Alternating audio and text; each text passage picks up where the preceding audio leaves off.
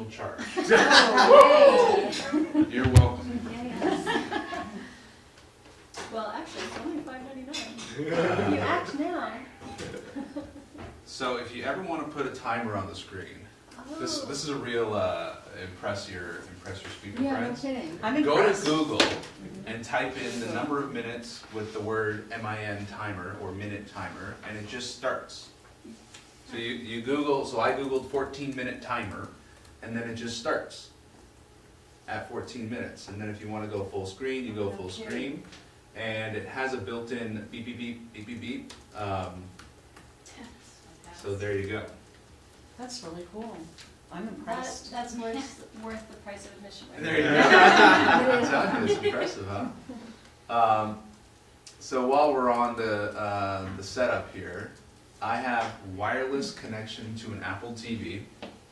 If you don't have Apple, there's Chromecast and there's Fire Stick, and you plug it into the US or the HDMI. Barring that, an HDMI cable plugged into your laptop is the way to do it. I have it set up as two different screens, so I actually have a screen that I'm looking at here where I've got stuff I can move over, so it's kind of like if you had two monitors, it'd be like sliding it from one to the next, right? So this setup works well. Sometimes I forget when I close this, that's not what you want on your background, right? So, Can you back up 2 sentences again and Yeah. tell me, because I do have an Apple TV that I Okay. don't have hooked up. So you hook up your Apple to, like, if I'm speaking somewhere, to the screen at where I'm working, and what kind of cord do you plug that in with? so the Apple TV has two cords coming out of the back. One's power and one's HDMI. Okay, HDMI looks like this. got it. It carries video and audio on it. Okay, And then you make sure your TV is set to HDMI to pick Okay. up the signal. And then there's two settings with Apple. One is called mirror the display. And mirror the display means what you see, I see on my screen. And then the other option, and the way you share is you see there's a little TV image up here. uh-huh, When you click on it, I'm going to change it to use as a separate display. And by the way, thank you. now I'm really showing off. Watch this. Go on your laptop. You see that TV? Go ahead and click on it, top right. Here? Yeah. Click with the mouse. Yeah. Now Majeed's Apple TV. Click on that. You can share your screen. Give it a good hard click. There we go. Now it's going to ask you. Oh, boom! You're on it. Now, 0472. You got to put that in somewhere here. My laptop is new, so I'm a little sluggish at it. Trying to do it on mine, and I'm wondering where the You don't little have TV is. Apple. Oh, I don't have Apple. Yeah, you have to have Apple. AirPlay code. Bless you. Thank you. That's me. You took over. I Oh, did. you took over. Hostile takeover. Okay. So if you're on my Wi-Fi with my password, you can share your screen. So in order to use Apple TV, you have to be. So the Apple TV is connected to Wi-Fi. Your computer is connected to Wi-Fi, so that kind of authorizes your computer onto the Apple TV. Okay. What you'll normally encounter is either an HDMI cable or what's called a VGA cable. A VGA cable is a big fat thing with a bunch of pins in it. And that's usually carrying a lower dots per inch signal. So it's kind of the old technology. HDMI is the new technology. And then you have the wireless stuff. Thank you for going over that. You bet. You bet. He's not gonna charge extra. Yeah, thank you. So if we don't have an I don't Apple know, if I have computer, a that really trick does good not tip, I apply. might start collecting. Put a little jar on the table. I What was have the to question? say, I have a TV in my office. I bought this big fancy TV for this reason, and I have been paralyzed with how to get that to there. So I've had my office set up for 2 years, and I've Oh my never gosh. connected it. Oh no. That's I'm gonna that's try me. it. Thank you. So if you have a PC, on a Mac that we don't. So there's a couple of wireless solutions like Chromecast, Oh, okay. Amazon Fire Stick, and you might even be able to do an Apple TV. I'm just not sure how exactly, Okay. but I know they're out there. And then they always say cord is better than wireless. Jesse, back me up on this. If you want to go image to screen, Yeah, what are the pitfalls of wireless? just connectivity, right? Like if for whatever reason it goes down or the strength moderates itself, you know, sometimes the companies tell you they can just moderate it, you know, so, so yeah, if you go direct line for anything, it's usually stronger and better. Yeah, yeah. So what are all the things that can go wrong? And what can you do to prevent those things from happening? So I'm going to show you, this is from my business plan days. I used to help companies with business plans, and I would say, do you have a risk mitigation strategy? And so we go like this. Call this a T table because it looks like a T. And you write the risk on one side and the mitigation on the other side. And risks are all the bad things that can happen that would make your day not good. So let's make a quick list just for getting our image on the screen. What are all the things that can go wrong? So let's say I am thinking best case scenario, I bring the Apple TV, I do the thing and it works. But what are all the things that could make it go wrong? The connections might not work, Okay? whether it's the cable or the plugs type. Good. So bad connection, I'll just call it a bad Wi-Fi connection. Okay, Wrong cable, okay. Wrong cable, file corrupt. good.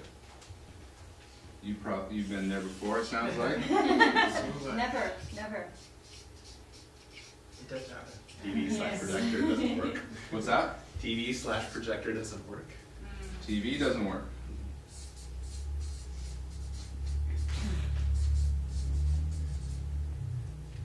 We can have power outs in Nebraska if the weather's bad. I mean, full power out. Yeah, what else? Computer decides to update itself in the middle of a presentation. Good. That was a good one. Yeah, okay. And we really haven't scratched the surface. Yeah. I sometimes get phone calls on my computer. Very good. Yeah, phone call on the computer. That's what's happened during some of our conversations. So I'll get a phone call, and even though this is muted, it comes on my computer. That happened Yes, a yes, couple yes. times. Thank you for that warning. Yeah, so So- I never knew So about when you that. mute that, you should mute or Yeah, disconnect. Yeah, I don't know how I got it to work on the computer, but somehow it does, and which is kind of cool, because if my phone's charging somewhere else, like I think Majeed had his phone over there for a while, then you just answer and you talk on the computer. But it's a real bummer when you're on a live conversation. You should be able to go into your settings, I would think. So Yeah. how would you stop that? If You I- can decline. You can decline it on the computer, but like, I think one time I was talking to you guys and some, Majeed was like, whose phone is ringing? It was muted here, but it came onto the live computer. Okay, so that could go on during a presentation? Yeah. It's Yeah. not connected, yeah. So like if your boyfriend sends you a message, you can just shut that off? Love you, babe. Not right now, sugar. That's right. So what I started doing is I started writing these things down, all the things that went wrong, Oh my gosh. and now I call it my speaking engagement checklist, which is really a bunch of things that have gone wrong. I'm going to give you guys a printed version of this. Can't tell you how many times I forgot my belt. Or I like to travel in sandals. Can't tell you how many shoes I bought on the client side. I get there, I go, crap, where can I buy dress shoes?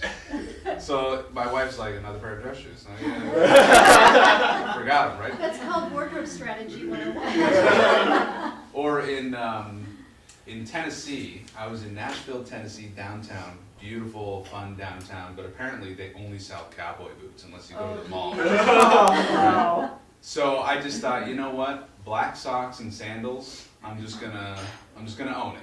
I'm not gonna say anything. I'm just gonna be the guy in the sandals. And at the end of the third day, Friday afternoon, I was like, okay, so I've been dying to ask you guys. Does anybody notice that I'm wearing sandals? And people were like, yeah, we've been talking about that. So yeah, Well, they'll remember you, right? that's I right. had to train a group of educators on a Monday morning in Laredo, Texas, which is about 2.5 hours from where I live. And I traveled on a Sunday night, it was in summertime, so shorts, flip-flops, tank top.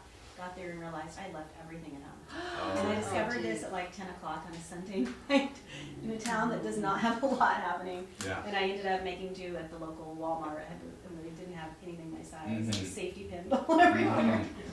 That's Yeah, right. embarrassing. So, the risk mitigation strategy. You go through all the things that can go wrong, and you say, what can I do to prevent, or at least reduce the impact of that thing happening? So a bad Wi-Fi connection, we bring a physical cord. I have a 100-foot long HDMI cord, which was not necessary until my 12-foot long HDMI cord couldn't reach the projector. And then I had to walk over next, come back. So then I go, that's not happening again. How am I mitigating that strategy? I always bring a 100-foot HDMI cable. And I prefer to not use it. I prefer to use what they have. The AV guys, they usually have everything set up so you just plug it in. But Except that one time. except that one time, right? And by the way, free speeches are full of these landmines. Because people are like, oh, well, you know, we haven't prepared. But as soon as they pay you, they're double checking everything, right? So, wrong cable, bring another cable. Test the cable ahead of time, right? File corrupt, back up on the USB, back up on the email, back up on the cloud, send it to them ahead of Google time, right? yeah. Just, Dropbox. yeah. Your version of PowerPoint is not the same as their version of PowerPoint.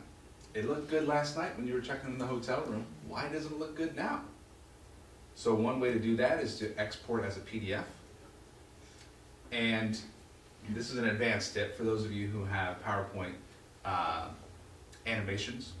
So let's say you have 5 bullets and you want to reveal one bullet at a time. In PowerPoint, that's one slide with an animation setting. Click, click, click, click. When you export to PDF, you're going to see the whole list. That's fine, but if you want to simulate animation with a PDF, what you do is you make 5 slides. The first slide has only 1 bullet, the next slide has 2 bullets, the next slide has 3 bullets, the next slide, so you're advancing to the next page, and it looks like the bullets are appearing. Okay? PDF is a file type that is designed to look right every time. Yeah. It's based on printing, so it's designed to look a certain way. Whereas PowerPoint is designed to be interpreted by the software as where things should go. So one person's version, all your stuff is all over the place, or they didn't have your font, right? Yeah. Now, oftentimes they'll want to use their laptop, right? Because they have it set up, and you're one speaker right after the next speaker, so they want to load everyone's stuff up the night before. So you always check on the software on the computer that's going to be used, and you bring a backup, because machines break, right? So you will discover there's something you didn't even think about that can go wrong, and then that will go on your list, and next time it won't happen, right? When you're traveling, check luggage. I don't know what happens to it. I don't want luggage out of my sight. One time I was going up to Nunavut, which is like the North Pole in Canada, and we don't really trust the shipping company because when it goes up there, like who knows what's happening. So they're like, Majeed, you have to bring the projector and the computer with you. But I couldn't check the bag, or I couldn't take a carry-on. I had to check the bag. So I checked the bag, and this is back when I used to travel comfortably.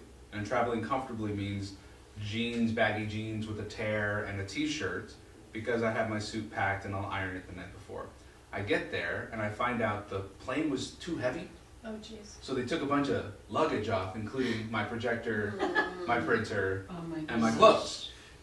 So I got the nicest shirt available for purchase in the capital of Nunavut, Iqaluit, which is a bowling shirt, button down short sleeve shirt. And I was teaching a course on professionalism. So now I travel in a suit. Because worst case scenario, I'm gonna get there and I can present, right? Even if my carry-on bag, because sometimes they don't even let you, like the wheeled carry-on bags, sometimes they don't let you bring it on, they have you gate check or wing check it, right? So I've now switched to a duffel bag. So I'm like, soft duffel bag, no wheels, it's going under my seat. Because that's the stuff I know I'm gonna have for sure. Now I haven't experienced the gate check baggage loss, but it's not out of the realm of possibility. That's a really good tip. Also, if you're going to a warm destination, bring your bathing suit on your check-in, in your purse or in your carry-on. That's right. Because I have landed and lost my luggage without a bathing suit. Not good. Thank you. This is the hottest book since 50 Shades of Grey. I say that every time. Daryl knows this book very well. He's been Thank you. with me from the beginning of building it. In fact, it's a revised version of the book that I wrote with Angela Lauria called The Badass Businesswoman. Laura asked, how do you say no? And would you please turn to page 71? Okay. Thank you for signing it. You're very welcome. Yeah. Page 71 has a couple of nice ways of saying no. I think it's so important, and it is hard because we're yes people. We're entrepreneurs. We're yes people. We don't like disappointing people. So I received the most elegant rejection from someone who I want to grab coffee with, and she says, I would love to. That sounds amazing. I'm currently committed to completing the projects that I'm working on with excellence, so I'm going to have to pass regretfully on your invitation, and I wish you the best of luck. I'm like, oh, That good for is. you. Oh, Good for you. Is that in here? Page 71, how to say no. Awesome. Wow. That's cool. I'm committed to my clients for now until the perceivable future. Yeah.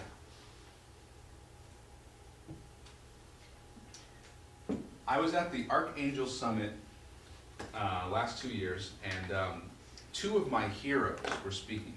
One is Seth Godin, who I just told you about the dip, and the other one is Robin Sharma. There's another guy named Jason Gaynard who runs Mastermind Talks, and it's highly competitive, very expensive gathering of people, so he's a real relationship expert.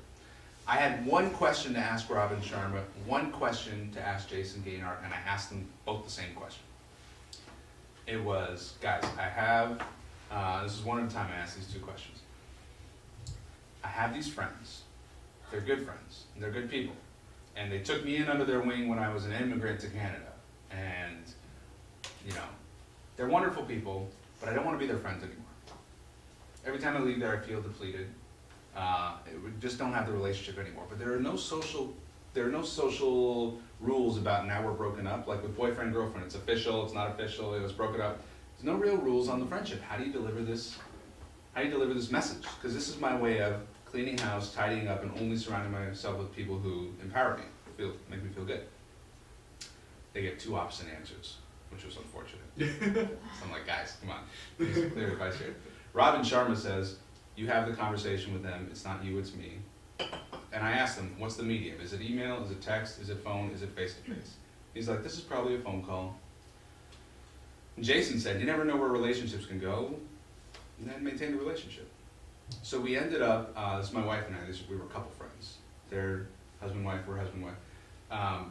We wrote an email that felt like an honor to receive that says we can't be friends anymore, now into the foreseeable future. And it felt like such a load off. So saying no and how to say no is something worth practicing and studying and being really good at, because the more you become a beacon of success, the more you're going to be attracting all sorts of noise. And the more we can quiet and focus, this is the plan, this is the one thing. So, developing that language is important, and now you have it in the book. Thank you. Can you tell me their reaction? I sure can. You literally said we can't be friends anymore, word for word. It's a little bit nicer than that. What is the nice way of saying that? Do you mind me asking? No, I'm going to tell you. Who's going to show us?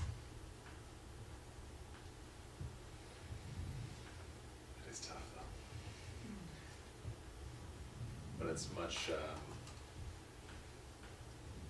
nicer or honorable, I think, compared to just ghosting and Yeah, no, I never agree. just don't reply to emails, don't reply to phone calls, and then hope they get the hint. So it's actually Elaine's friend. Elaine's my wife. Ginger is her name.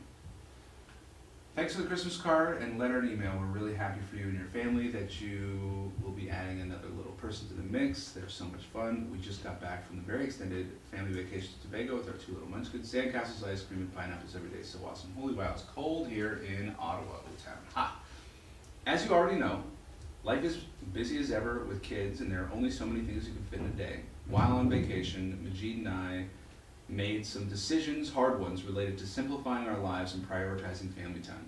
We decided to cut down our social circle to include only a small group of people. I feel bad by typing this email, frankly, and yet here I am. I simply don't have the emotional space available to manage more than what I am now. You and Rocky, her husband, were generous with us, and in particular, you were so kind to Majeed when he first moved here. We truly wish you the happiest and most loving times with your kids. Maybe we'll see you on the streets of Ottawa sometime. All the best, you and yours. That was nicely said. She replied, really appreciate this message. I completely understand. We are starting down the path as a family of 4, and I am acutely aware of how limited our time is. I have a strategy called doubling up, which is essentially seeking relationships that enable me to accomplish 2 things I want to, like exercise and hanging out, or have a play date and socialize. In the last couple of years, I've really come to terms with the kinds of sacrifices we have to make for our families, and I find it a tough dialogue. I really appreciate your open and honest message to me. I don't take offense in the slightest and respect where you're coming from. I will always appreciate our shared history Wow. and really do hope our paths cross in the future. Wow. Much love, Ginger. The nicest response you can get. And I gotta tell you, it was like a 500-pound load off. Oh, for sure. Wow. That's great. And part of this process of becoming who you're becoming is you have to let go of the dead weight. Yep. And do it in a way that's loving and respectful, because the fact is, it's easy to leave what's not working. It's easy to leave what's clearly hard and bad. It's hard to leave what's good to make space for what's great. It's hard to leave what's working to make space for what's next. That's amazing. And we are people on an upward path. We are people who are never satisfied with where we are. We always are going somewhere better, bigger and better. And it is the time that we say, this is good enough and I'm no longer open to anything bigger. That's when we start dying, in my philosophy. When we say, now that all said, we have to appreciate the journey. Because the whole thing is the journey. The journey is the whole thing. We just get into these goals and these visions to kind of focus the journey. In fact, I was in a room with 14 professional speakers in Canada who are making over $350,000. There are only 14. The theme was, they're doing well financially, they have a lot of business, but how do I better enjoy life? And one of the guys who I'm particularly close with, I came home and I grabbed one of these 5-minute journals off the shelf. Edna, would you grab me 5 of those there? 5 of them? Yeah, I'm gonna pass you Four guys. is good. I'm gonna give you guys one. You have one already? I'm still Okay, working on good. mine. Daryl already has one. It's beside my bed. So, Should I keep one, or you just take one, pass it along. Yeah, Thank you. you're welcome. Thank you. Nice. You're welcome. It's a very simple practice. It's called 5-minute journal because it only takes 5 minutes to do. 2 minutes in the morning, 2 minutes at night, and an extra minute if you're a slow writer. And it just says, what are you grateful for today? What would make today awesome? That's how you start your day. What am I grateful for right now? What would make today awesome? And then at the end of the day, you say, what are you grateful for now? So you're practicing gratitude with specific writing twice a day. It's going to really re-engineer your mind for happiness. And you reflect, not beat yourself up, but you ask yourself, what would have made today even better? Instead of what sucked about today. Remember, language is really important. What would have made today even better? And kind of reflect on it. What were my wins of the day? What were my lessons of the day? Right? So you write this down. So I gave this to him. Because to have a great year is a matter of having great months. And to have a great month is a matter of having great weeks. And to have a great week is a matter of having great days, which is made up of great hours and great moments. And we can choose We're the only species of animal that can think ourselves depressed and change it in an instant and think ourselves happy by what we focus on. So I believe one of the great gifts of the work that we're doing is that we need to be walking, living, breathing models of and embody our message. The happy lawyer, you're doing your job when you're making yourself happy. Right? Thank you. When you book the massage and the mani-pedi and the spa day, it's like, I'm doing my work. That's your work, right? I love that. Yeah? I love that, thank you. And when we take the stage, we need to be vibrant. We need to be fully alive so that the people who we're supporting, we want to say, I'll have what she's having. We want them to say, So. Which leads me to getting paid to do what you love. The map to the money spot.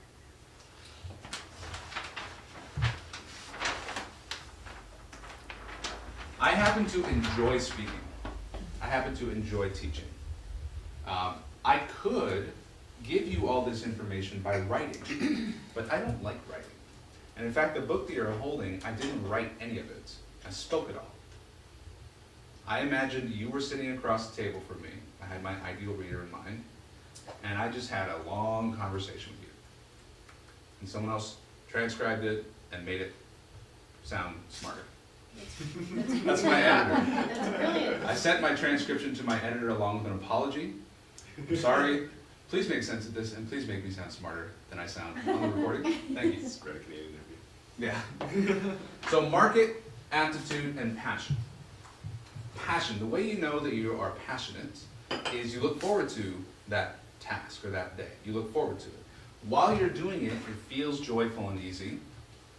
And you'll notice that time speeds up.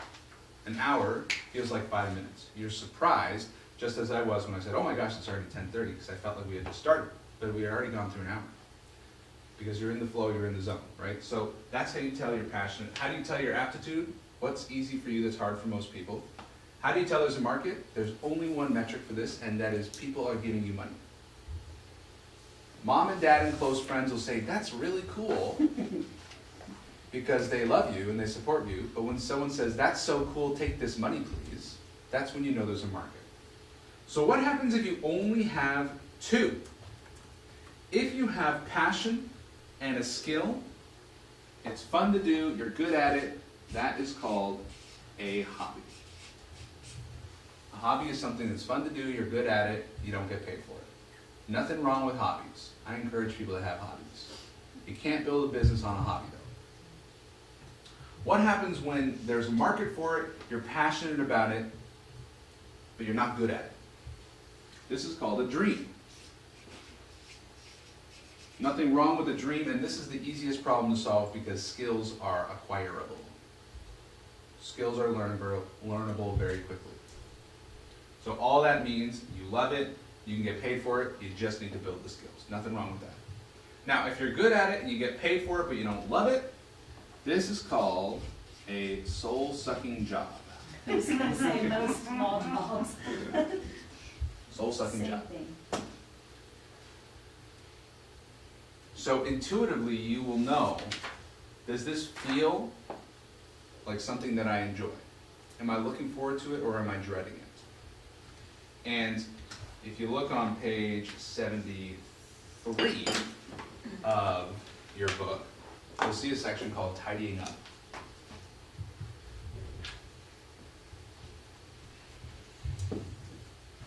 And tidying up, this section comes from what I learned when we had our first baby and we were in a 500 square foot, 1-bedroom apartment, and the baby was coming home. There was a crib and toys and just more and more gifts from grandma, and we're just like piling up the stuff. So I went out and bought some books on how to tidy up.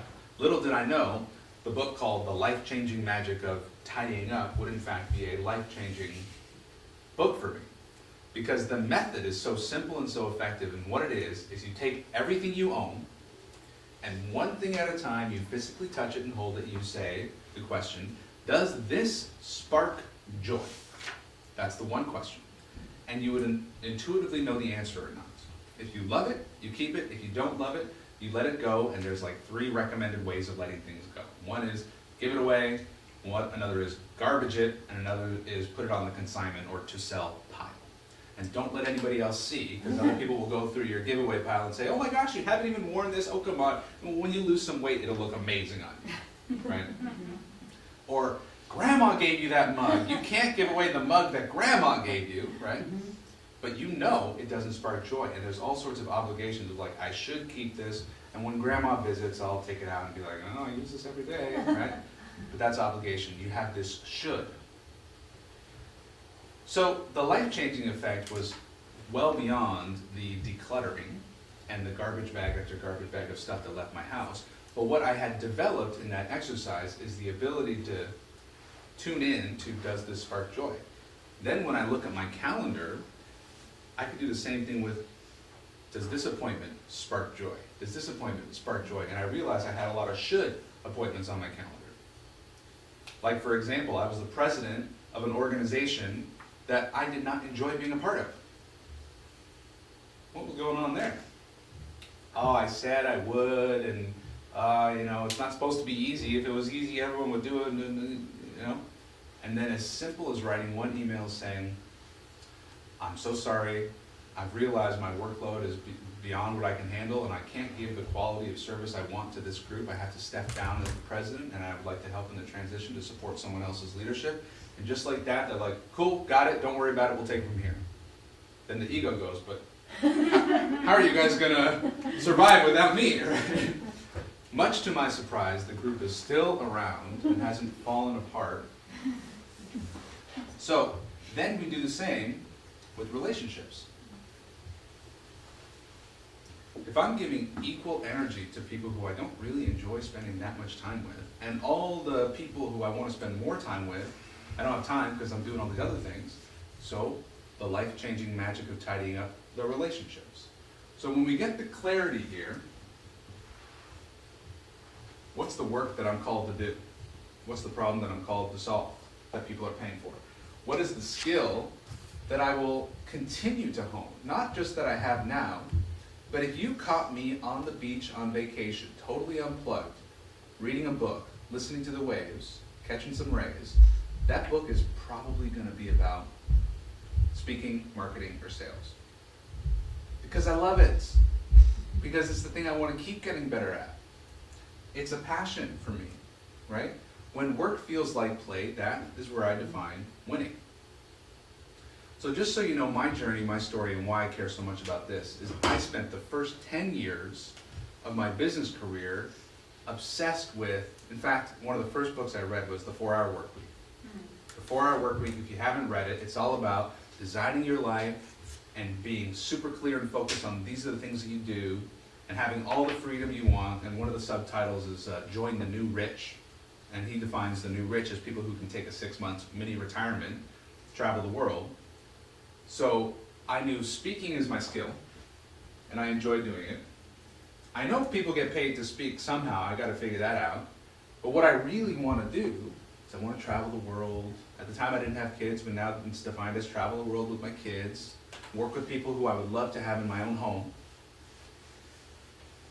So lifestyle design and goal setting, my first book was called Winning at Life. It's all about defining what you want in life, making a plan to make it happen.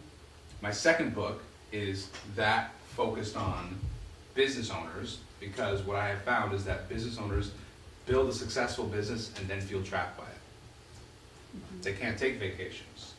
They can't step away because the systems and the processes and the clarity is not there. So that's what this book is written for.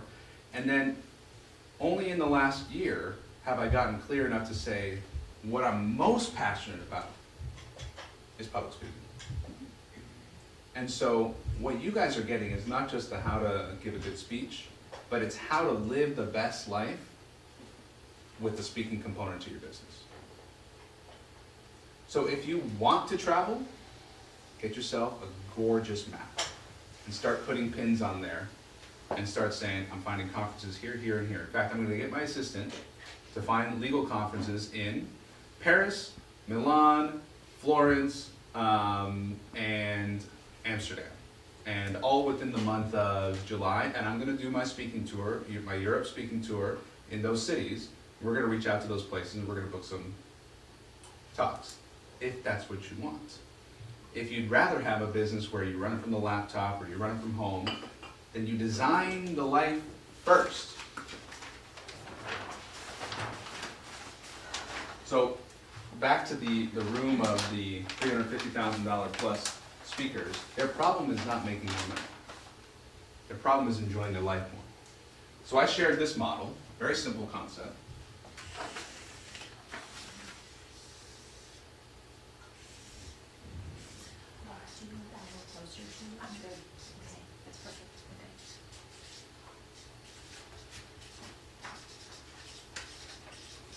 Step one is define your ideal life. I'm going to help you do that in the next few minutes with another visualization exercise.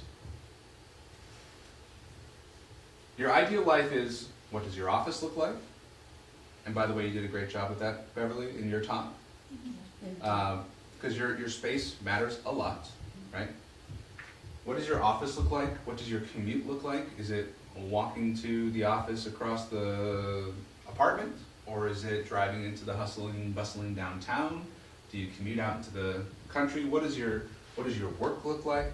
What does your family life look like? What does your social life look like?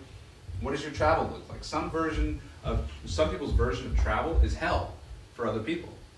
I know professional speakers who love the 200 days a year travel schedule, and there are others who have to do it and hate it because they've built a successful business on a model that is not their ideal life, right?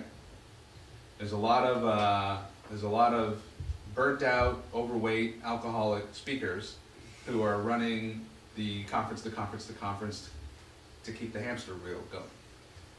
Next step is the business model. The business model is how you deliver your value. Online courses, keynote speeches, 3-day retreats, 2-week foreign retreats, coaching. That's your service delivery model. Here's how I test the business model, if it's a good one for you. While you're running your business, can you also live that ideal life, or do you need to take a vacation from the business to live the ideal life? Because that's broken. While you're running the business, can you live your ideal life? Secondly is, as your business becomes more successful, are you more living your ideal life or less living your ideal life? If you have a model that the more successful it is, the worse your life is, you are going to sabotage the business, right? So it has to be built on a model that the more successful it is, the more you're living your life, ideally. Okay? You just hit on my big fear. The more successful I am, the less... Yeah. Yeah. Because I was traveling before I started this business. Yeah. Just not very, not very luxuriously. You don't want that. Yeah. So when I get invited to a speaking engagement, I only go, so I have a litmus test. I only go if I can bring my family, if they want to come. I only go if it's in a location that I am interested in exploring. So I used to do a lot of airport to the Homewood Suites at the corporate park where you look outside and you go, I could literally be anywhere, but I'm definitely in hell. Right. Right? So beauty and art and travel and culture, if it's not there, then you need to pay me a lot of money. And I'm going to use that money to go to there, right? The last one is the ideal client.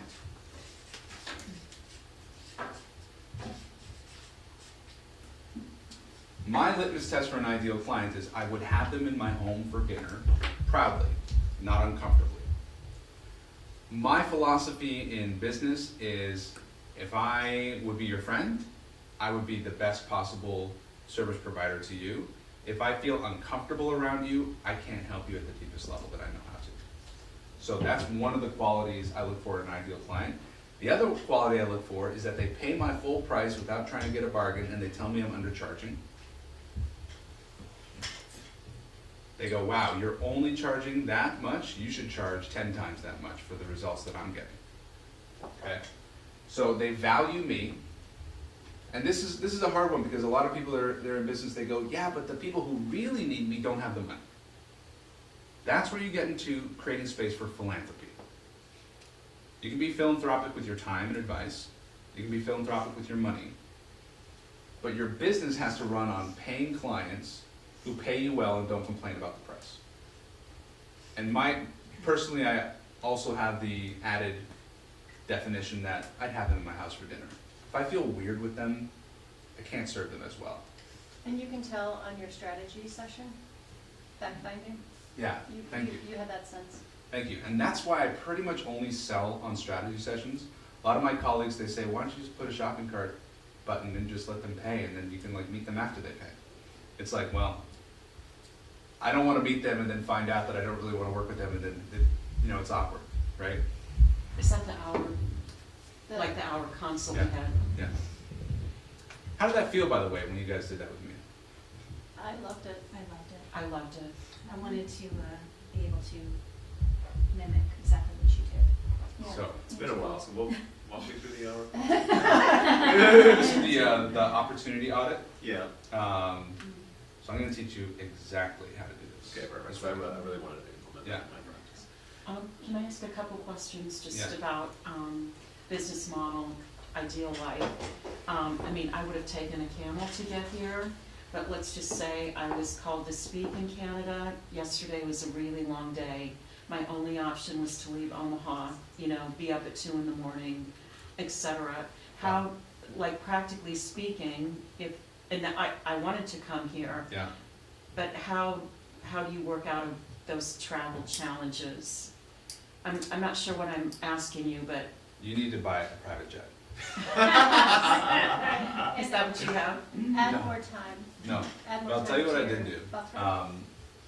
I made a list of all the direct flights from Ottawa, and there are not that many. Mm-hmm. And I prioritized direct flights Mm-hmm. because travel gets exponentially complicated the more legs you have. Mhm. Because 2 legs, you might delay on the first one, you're screwed on the second one, they might have missed your bag on the first one. And so I've had enough travel complications to create a couple of rules. So one of the rules are, if I'm flying, I'm coming the night before. Mm-hmm. If I'm flying, I'm coming the night before. I had an event that is 2 hours from here in a little town called Kingston. It's a 2-hour drive. I left 3 hours before because my rule is get there an hour early. I was half an hour late to my speaking time. They had a room full of 400 high school students that they were trying to keep calm. Oh, I geez. showed up not in my cool, calm state that I like to be in after I've meditated and visualized the success. I come in out of breath and apologizing, Oh, jeez. right? Because there was construction on the highway. I didn't know that. So my rule is, if it's 2 hours away, I'm getting there, I'm leaving if it's a 5 o'clock p.m., I'm leaving at 8 in the morning. And I'm just gonna hang out in Kingston all day. Right. Or I'm getting there the night before, because write this down, the number 1 job of a speaker is Show up and show up. to be there. The number 1 job of a Dad told me, speaker. you're never sorry if you are early. No. That's right. That, The number 1 job of a speaker is to be there. It doesn't matter how great your PowerPoint slides are. It doesn't matter how funny you are, great your props are, or how amazing your title and description is. If you're not there, you failed. And so, risk mitigation. What could go wrong? There could be construction on the highway. What do we do to prevent that? We get in the night before, or we check highway construction websites, right? What can we do to prevent being late? The one thing you have control over. I was in Darwin, Australia, living in Darwin, Australia, and we were 5 minutes from the airport.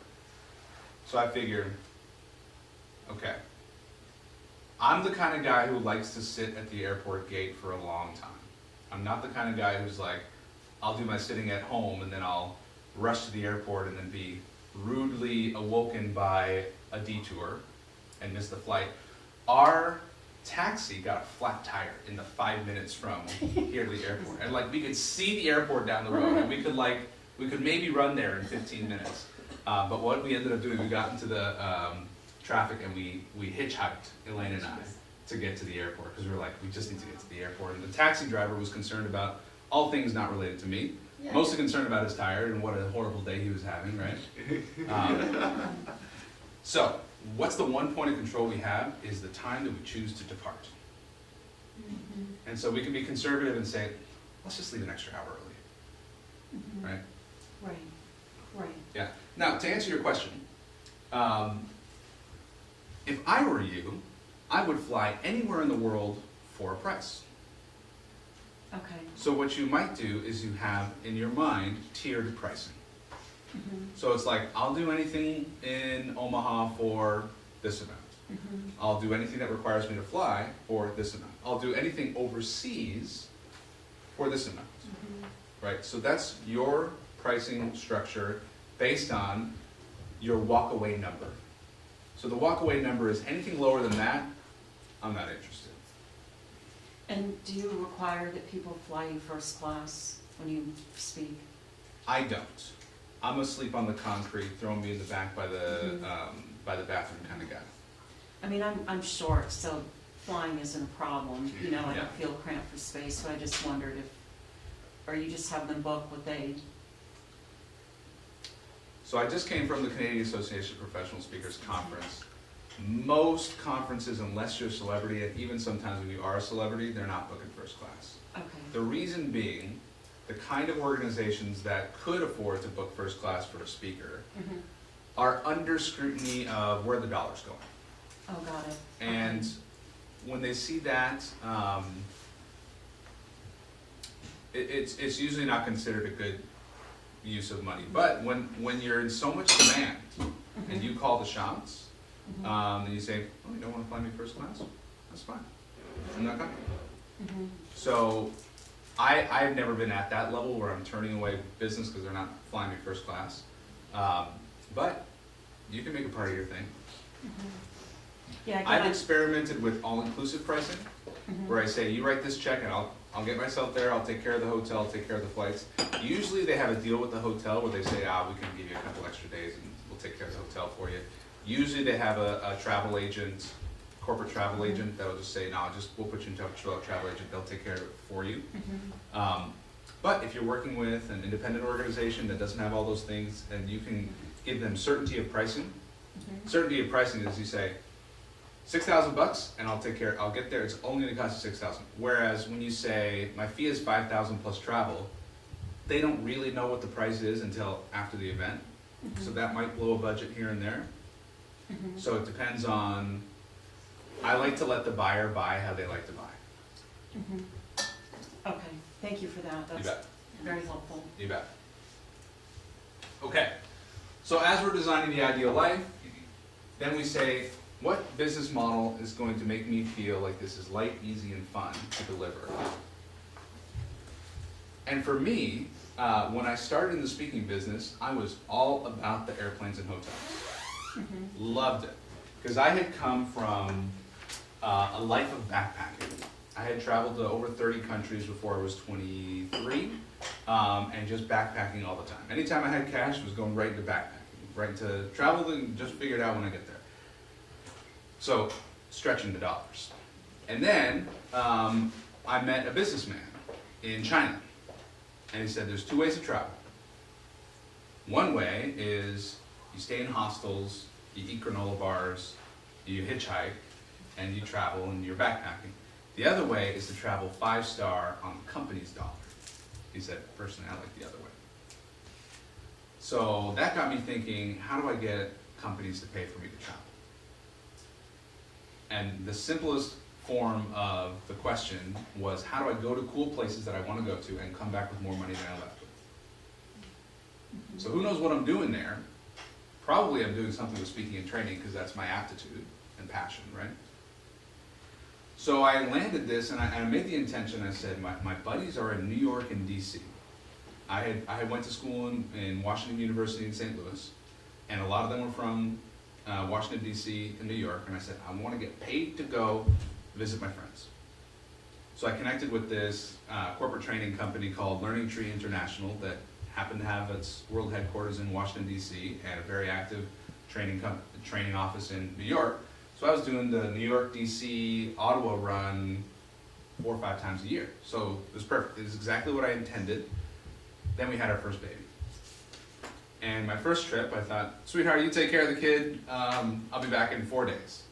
It was really, really tough.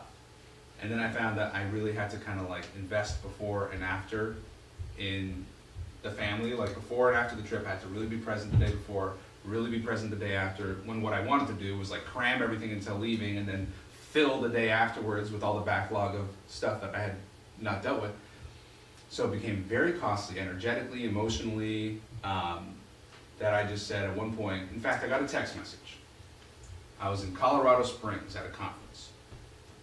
Got a text message. We had the second baby was on the way, and the text message was just like, Ruby misses you. That's my 4-year-old girl. We miss you. Please come home. And I was like in the middle of the conference, and I was just like heartbroken.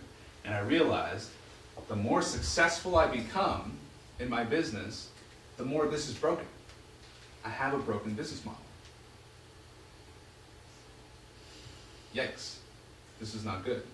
And I wanted to travel with my family, and my idea of traveling with the family was save up a bunch of money, travel until I'm broke, and then get back to work. That's not a sustainable business model either. So this business model that I'm running right now, that you are all part of, is deliver from the laptop, have a speaking engagement once a month, which is this, and it comes to me where I am. The next one I'm doing, I'm in San Diego, California in February, because if you think it's hard getting people to come to Ottawa in December, I get them to come in February. Plus I have a Saturday, Sunday event that I'm attending, so I'm doing a Wednesday, Thursday, Friday, Make Money Speaking Live in California. So the business model, scalable. I still get to do what I love, which is what we're doing right here. And by the way, I've just been like looking forward for this the whole time we've been working together, because as much as I love you guys on Zoom, this is where I have the most fun, right? So the business model allows me to live the ideal life, and I know what my ideal client is and I interview for it. And the way to not accept crappy clients, one way that's really helpful, is to have some cash in the bank. When you have cash in the bank, it's easy to turn away clients. When you have debt that you're like desperate, you end up moving the bar a little bit, lowering the bar for quality, and you go, they have the money, they're a bit of the pain in the ass, but I sure could use the money. So having a buffer of cash or confidence in your ability to use credit, and clarity on who this person is, makes the whole thing just so much more fun.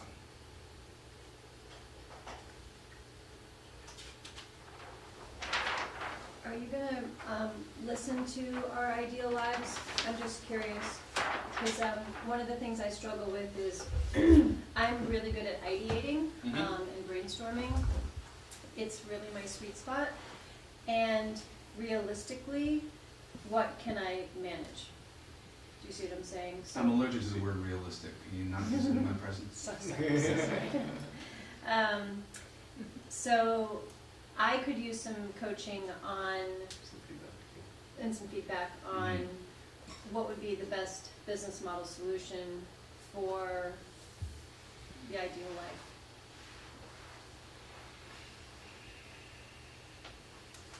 Let's figure that ideal life out right now. We're gonna go back to the trance. Please close your eyes, uncross your legs, uncross your arms. Relax from head to toe, and I'm gonna count back from 3, snap my fingers, you'll be twice as relaxed. 3, 2, 1, super relaxed. A year from now, you have built your ideal life. You've built the business model that you love and you love to grow, because the more you grow your business, the more it makes your life better, not worse. You've made the decision to only work with the best clients. Let's start with the money. The best clients are paying you an amount that you never believed anyone would pay you. and they're paying it happily. They're putting it right on their credit card, and you're going, these people have nice big credit cards. In fact, they're paying you recurring revenue monthly.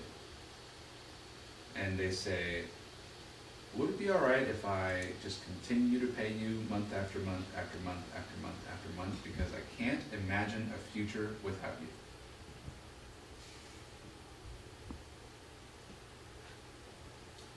Notice how they talk about you when you're not around, in a way that would make you gleam with pride.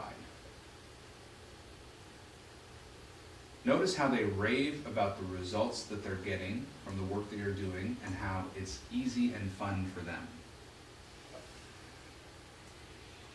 You start getting unsolicited testimonials. People are posting on social media, they're shooting videos, they're sending it to you, and they say, they didn't ask me to write this, they didn't ask me to say this, but I just have to let you know, this is amazing work. And I feel so lucky and blessed that I found this person. Think about the clients sitting around a long, beautiful boardroom table. In fact, imagine this table out on a grassy field on a sunny day. The birds are chirping, the fluffy white skies are flowing, you're out in the sun. When you breathe that fresh air, and you look around this gorgeous mahogany table, and everybody is smiling at you. And people are just waiting in line to thank you. You walk around the table, they stand up, they shake your hand, they pat you on the back, they hug you, and they say, thank you so much. One after another, you're feeling overjoyed, overflowing with love. And these are clients who've paid you money that genuinely love you. They're telling you their life-changing stories. They're telling you things that you didn't even know were happening behind the scenes because of the viral effect your work has had. You start hearing about stories coming in from other parts of the world you've never even been to. People who found your videos, people who have downloaded your PDFs, and they're saying, you don't know me, but you've changed my life.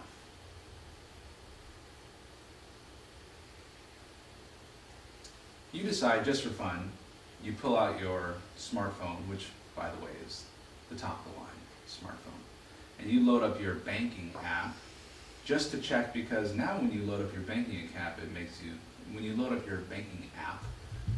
you smile.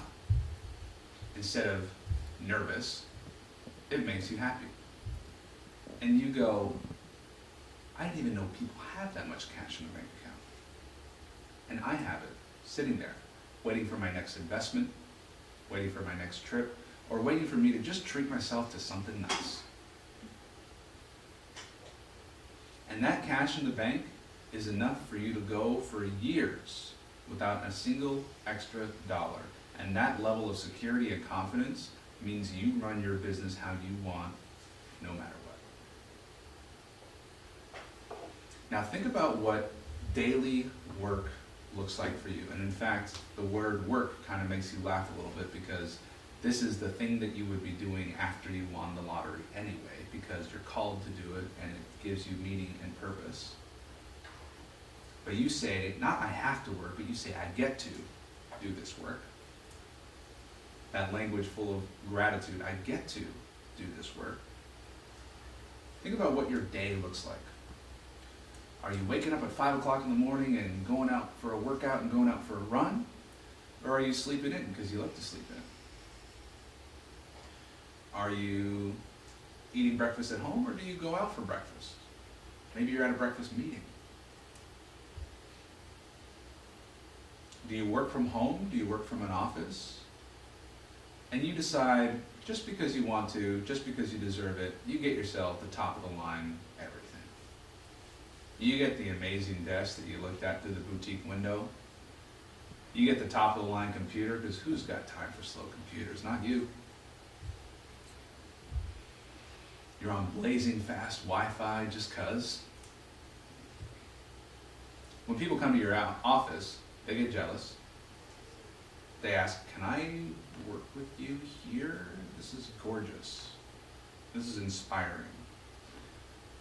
When you work, it feels like Picasso must have felt when he walked into his painting studio. When you work, you feel in flow.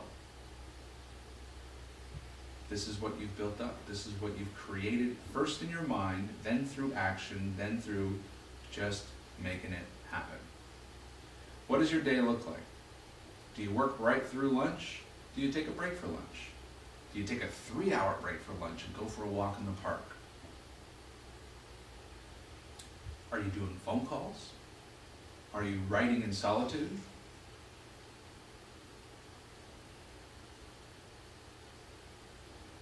And as you look at your calendar, you look at the rest of the week and you smile and you go, wow, I get to meet with that person. Wow, I get to attend that event. Oh, that reminds me, I better get ready for that trip to that incredible location. This is what your day-to-day looks like. And as you look at your calendar, and as you look at your email inbox, and as you look at your bank account, the thought comes across your mind, just momentarily you think, you know, I don't have to work, but I do choose to work. I get to, because this work is so important to me. I don't have to work. Financially speaking, I don't have to, but I choose to, because it's so meaningful to me. This is the definition of the ultimate lifestyle, the ultimate business model, because it makes you the best version of you. And when you are the best version of you, your clients get your best work. You did the work to make this happen, and the work always starts in your mind through clarity of what you truly want. You've defined that. You're looking at it right now. And now there is a simple path in front of you, one day at a time, one step at a time, that is paved with ease and joy. Because you follow your intuition and you work with your ideal clients.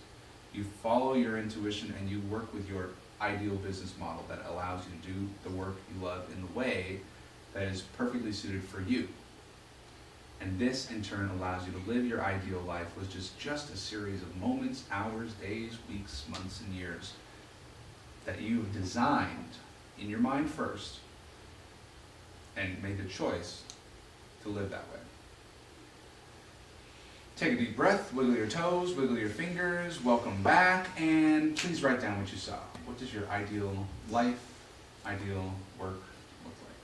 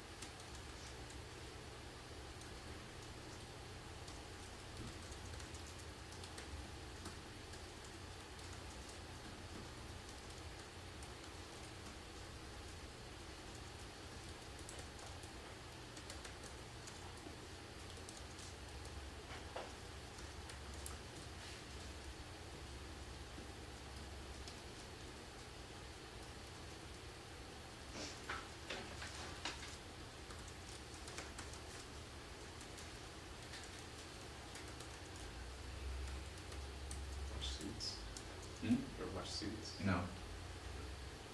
Anyway?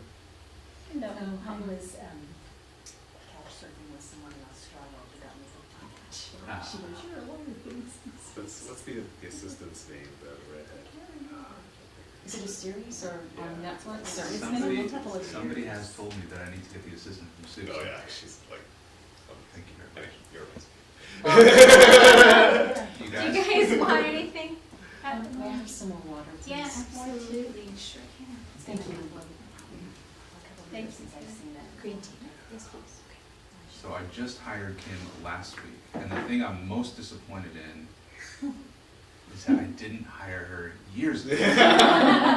She's amazing. I'm Be sure, wired, I'm yeah. impressed. Yeah, Do you like she's Boston? good, yeah. Do you like Boston? No. You know what, I do like Boston. Thank Come you and very visit. much. I will. Sorry. Whereabouts are I live in Milton, which is next to Boston, south. So, like, I can throw a stone to Boston across the river, which is behind my house. So I get the best of both worlds. I have a train on my street, but I have like a suburban. So I'm gonna ask you to share your vision with the group, and I want to first give you a word of caution. My ideal life is not necessarily your ideal life. So as you listen to other people, sometimes we go, oh, well, I should do that, right?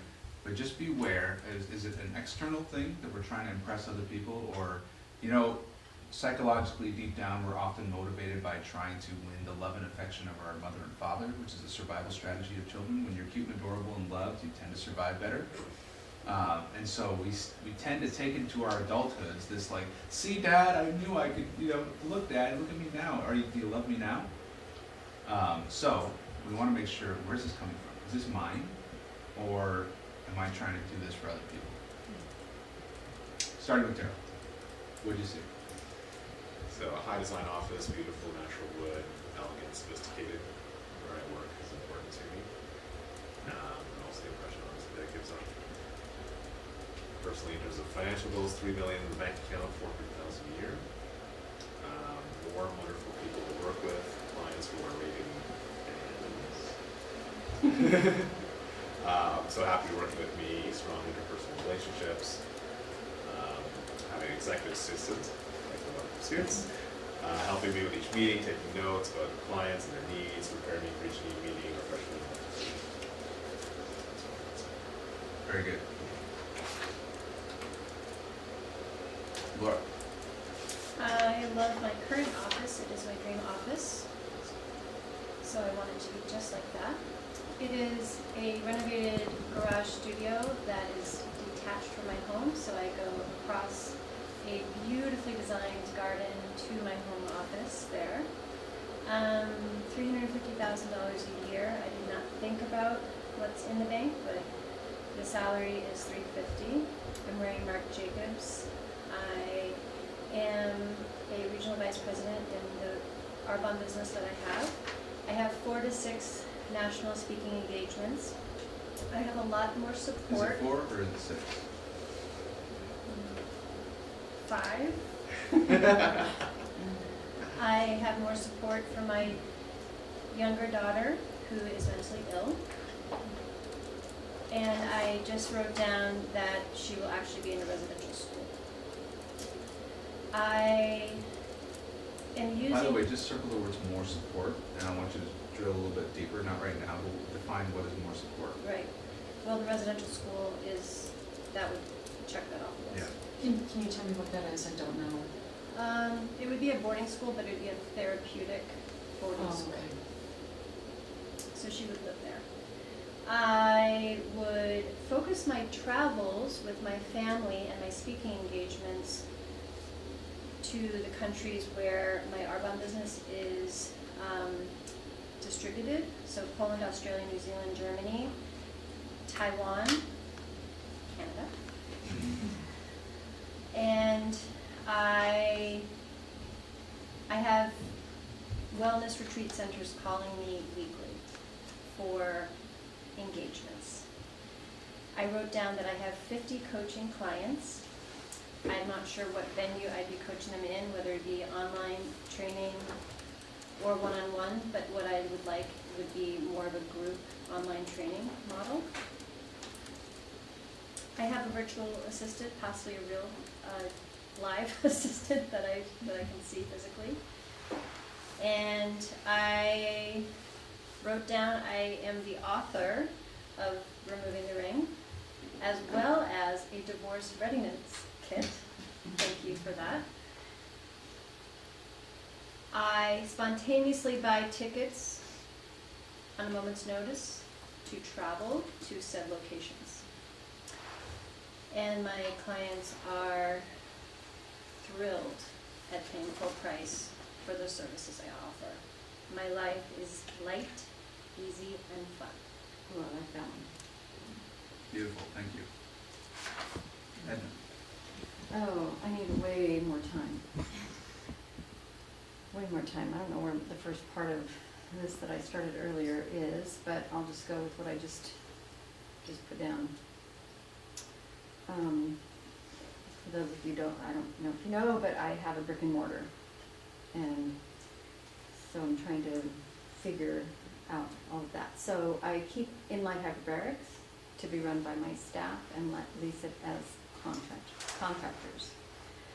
I hold one retreat per month to teach others how to stay healthy using light and oxygen in their home, teaching people how to care for themselves differently in the comfort of their own home. In those retreats, I teach them how not only to take care of themselves but their loved ones, and work with them throughout the year, keeping them accountable to using the equipment that they purchase. So from those retreats, I sell equipment and train them to use it in their own home and then hold them accountable. I have free time for self-care and time with my husband. We're able to travel when we want, and we come home with more money than we left with through healing retreats, teaching people how to care for themselves differently. That's all I have right now. Great. Great. Evelyn? And I like that. I'm going to put that. Life feels light. Easy and fun. Mm-hmm. Good.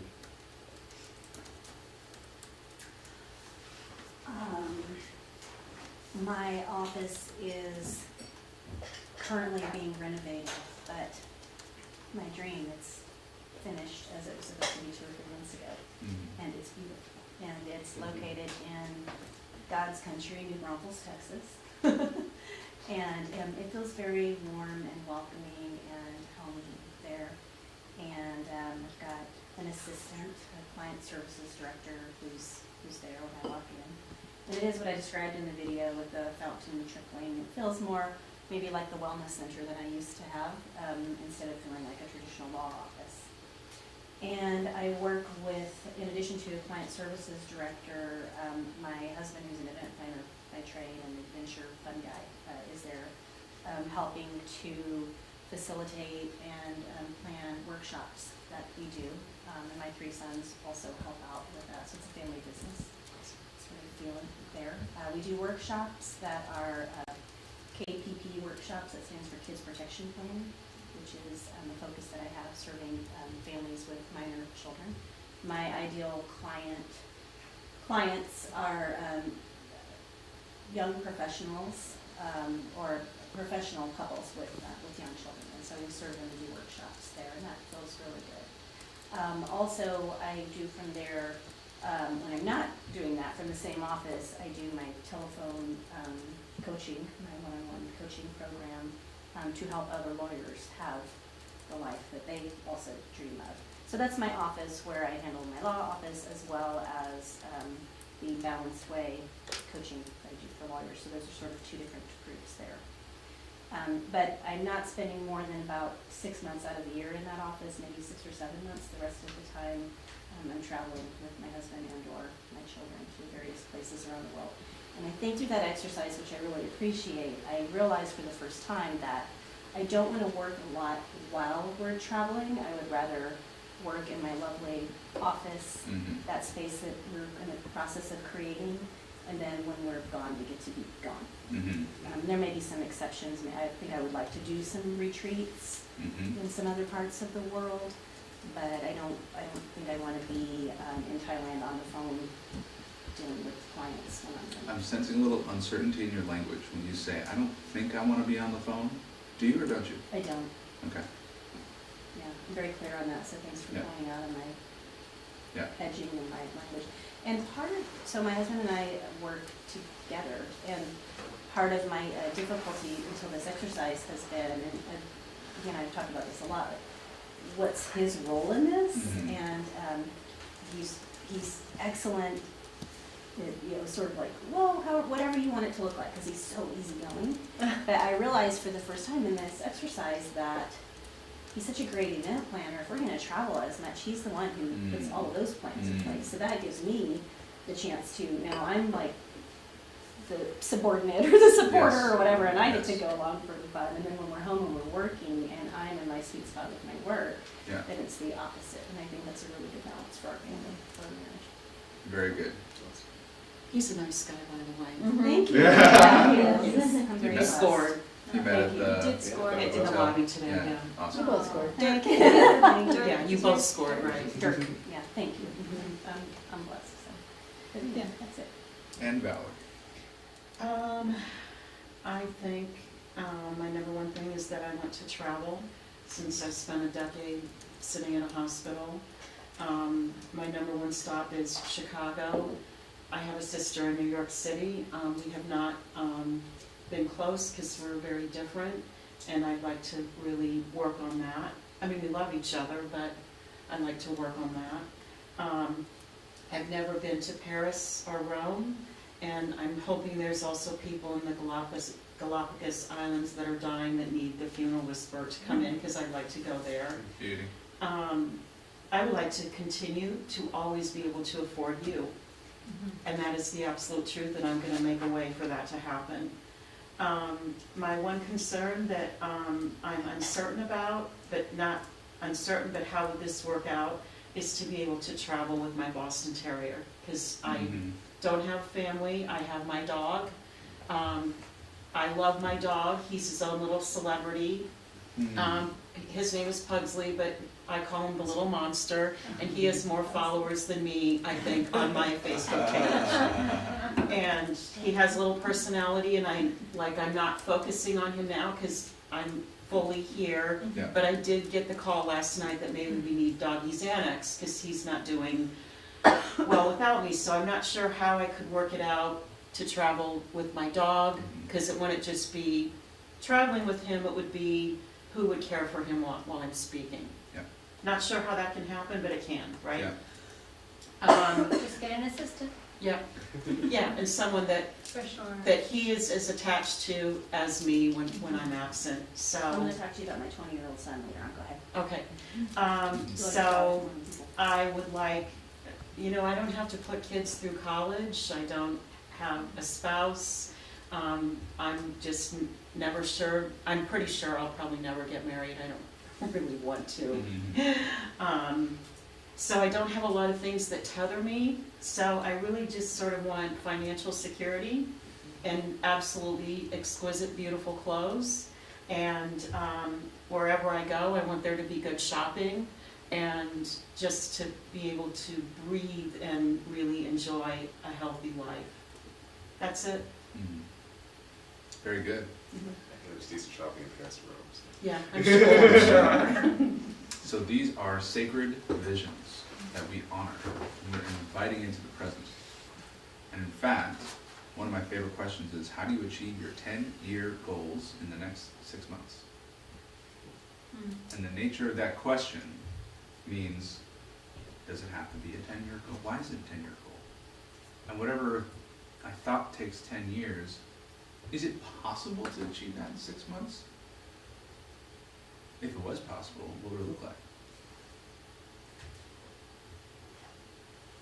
A year ago, I would not have pictured myself here. A year ago, I was doing corporate training in, staying at the Homewood Suites, all by myself at 5 o'clock when all the corporate workers would go home. And I happened to go get dinner with Angela Loria at, out in McLean, Virginia. And she was like, how much longer would you like to be doing this thing that you're not so into? And at the time I was like, well, but I have to, gotta pay the bills. So, you can enter into a wormhole. Space, time, we'll ask the Star Wars fan base, wormholes to us. So, here's what we're gonna do now. Now that we've kind of locked in the vision, how you wanna feel, what it looks like, what it feels like. We've done that from the lifestyle perspective. We've done that from looking at the timeline perspective, what's unfolding over this year. Now I want you to get crystal clear on a revenue target. So a revenue target is how much you're going to bring in per month.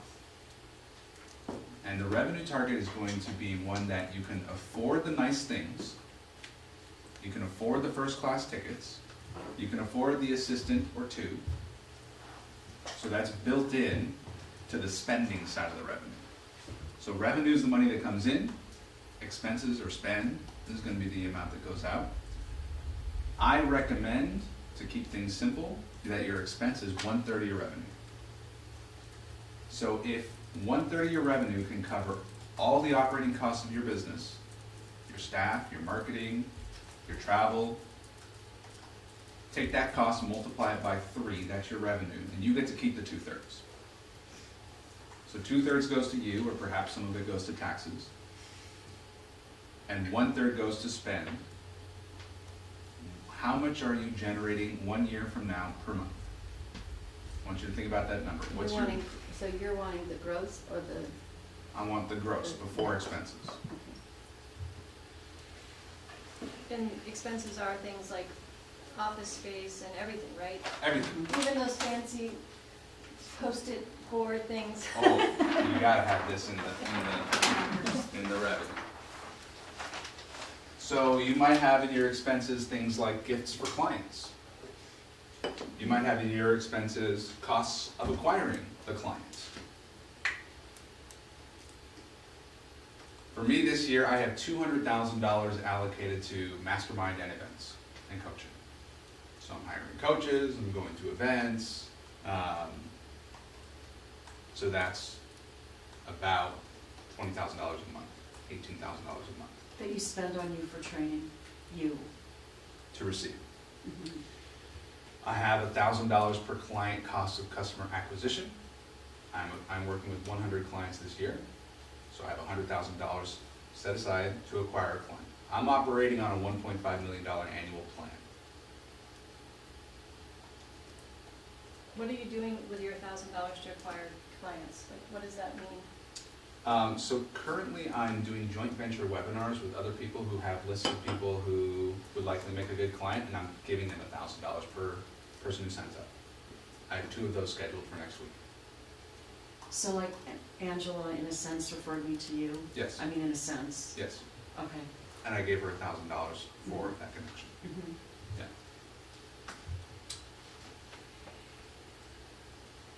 So if I go back to her to self-publish my book, does that mean that you get 1,000 back? Not necessarily. We don't have necessarily a 2-way agreement that way. Okay. Yeah.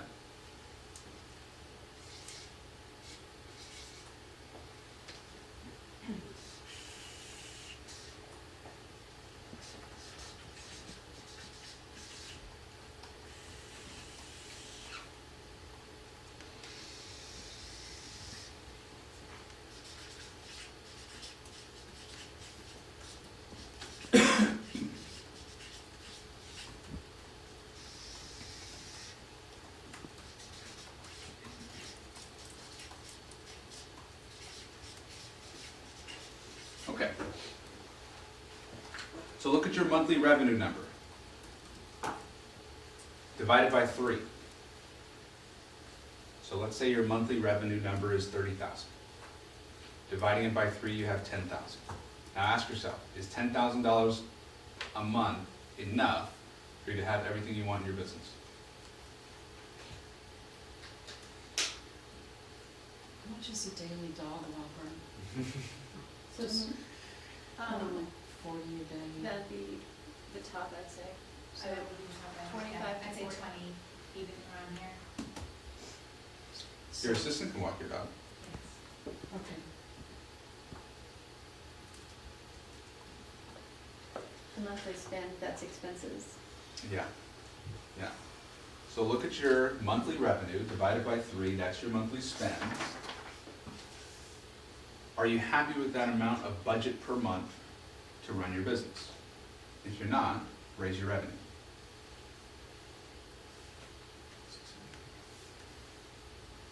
So your monthly spend should be 1/3 of your monthly revenue. We want to see what's that monthly spend going to look like. Multiply by 3, that's your revenue.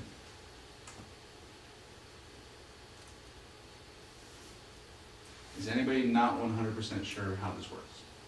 I'm sorry, I'm not, because I mean, I live really lean right now, and again, I don't have a family, so, Yeah, but I don't want to not dream big. That's what Yeah. I'm thinking in my mind. I don't want Yeah. to not dream big, yeah.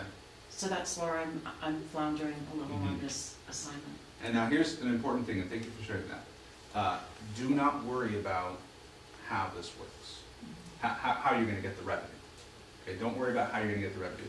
The first time I did this exercise, I put down, I think, $50,000 a month, and then someone else put $100,000 a month, and I was like, I'm changing mine. I'm doing $100,000 a month. At the time, I was not doing $100,000 a year. I didn't know of a person who was doing $100,000 a month. Because I don't know about you, but pre-$100,000 a year, I didn't even have any concept of what is 200 or 300 or 500, because I was already working at 110%, and I can't really work much harder than that, but it's a different business model. So based on what you want to make in your revenue, and if you want to do $1 million a month, it's just a different plan. It's not 1,000 times harder or 10 times harder, it's just a different plan. So if you want to do 50,000, 60,000 revenue per month, then you have 20,000 a month to spend. Okay. If you want to do 20,000 a month, then you have 6.66 thousand per month to spend. So when you think about what you want to spend, Valerie, think of what is the annual fashion budget of Valerie a year from now? Are we taking a trip to New York, walking up Fifth Avenue? We got the shopping bags with the Chanel dress and the Gucci loafers and That'd be right. yeah. Yeah, you got it. And you know what your homework assignment is Mhm. get yourself to Fifth Avenue and just be in the space. Because you know, every person who bought a Ferrari first went to the Ferrari dealer and sat in it and said, one day. It's a very vital first step. It's a good idea. I mean, I felt that way in the designer area of Nordstrom last night with the $1,200 sweater. Yeah. I did. Yeah. And the first time you might have the thought, I don't belong here, and these people are crazy for shopping here. Mhm. The second time you go, let me look at that sweater again. What, when would I wear that? Mhm. The time that you cross the threshold is the time where you can't afford it, but you buy it anyway. Mhm. Hmm. Got it.